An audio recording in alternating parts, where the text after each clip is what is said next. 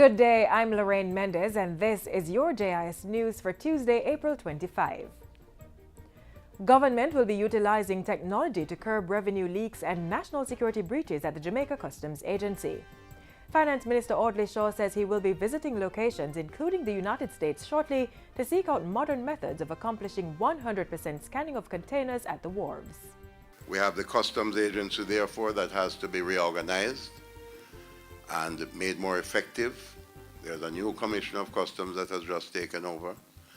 I've asked the U.S. government, Ambassador Moreno is here. We've actually had meetings where we have formally requested assistance to make our customs administration more effective. Minister Shaw's comments come on the heels of Friday's discovery of a high-powered rifle, a shotgun, and over 1,000 rounds of ammunition at the wharf in Montego Bay, St. James.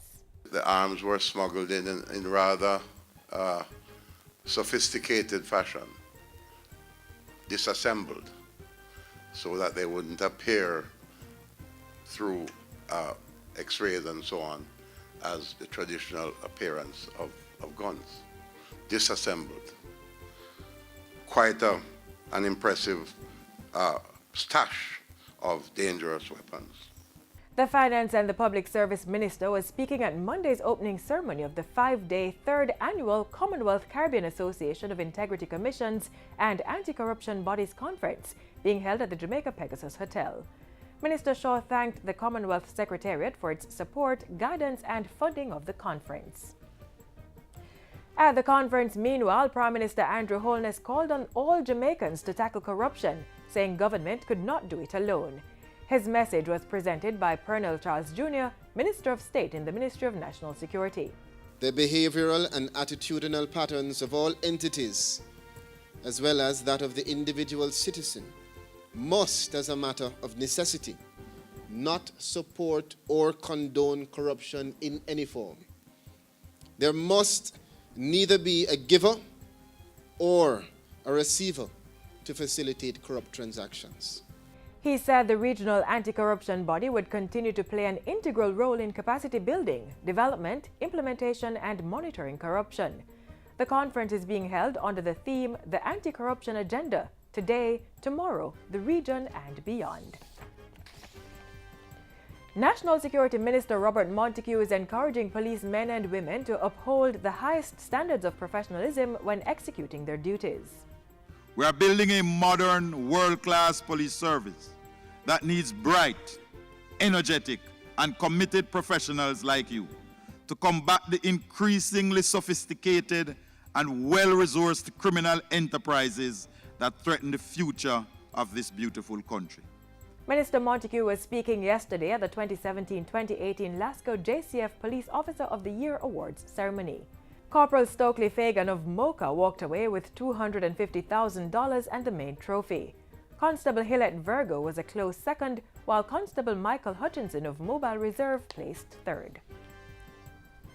Government will be training 150 young people annually to take advantage of the more than $200 billion global animation industry. The training will be provided over a 10-month period under the Creative Industries Education and Employment Program (CEEP. With an estimated investment of $779,000, the program is being delivered under the Technology Ministry's Youth Employment in the Digital and Animation Industry project. At the recent launch, Portfolio Minister Andrew Wheatley said the aim was to expand local earnings from the industry. Natural talent, skill, and aptitude is good.